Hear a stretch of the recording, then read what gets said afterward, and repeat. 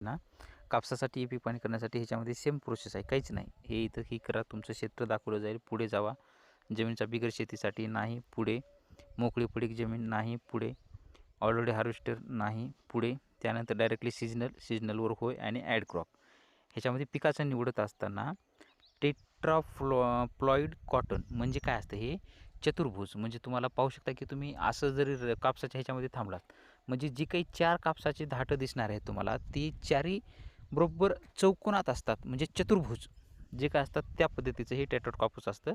तसंच असेल तर डायरेक्टली त्याच्यामध्ये कापसाचा एकच प्रकार आहे, त्याच्यानं तो कापूस टाका. आणि इथं जी काही संकरित कापूस आहे, ह्याच्यामधलं कोणतंही निवडा, काही फरक पडत नाही. संकरित कापूस किंवा कापूस कोणतंही निवडा. त्याच्यानंतर तुमची जी काही तारीख असेल ती तारीख टाकायची आहे. पॅटर्नमध्ये तुमचं सिंगल असेल, कॉर्प किंवा मिक्स तूर वगैरे तो असेल तुमचं, तर त्या पद्धतीनं ते तुम्हाला टाकायचं आहे. आपलं जे काय असेल ते सिंगल आहे म्हणून आपण सिंगलच टाकणार आहोत. त्यानंतर सिंचित प्रकार तुमचं जे काय असेल ते तलाव, विहीर काय असेल ते तुम्ही टाका. आणि त्या पद्धतीने नंतर मग तुम्हाला फोटो हे काढून घ्यायचे आहेत. पाहू शकता की आपण ह्याच पद्धतीनेच फोटो तुम्हाला काढून असे घ्यायचे आहेत. तुमच्या पिकाचे वगैरे काय असतील ते तुम्ही व्यवस्थित फोटो टाका आणि त्या पद्धतीने तुमचं जे काय असेल तर हे पीक पाणी होऊन जाईल. बघा 3 फोटो घेतले, पीक जोडावरती क्लिक केलं, इथं व्यवस्थित माहिती असेल, पुढेवरती क्लिक करा.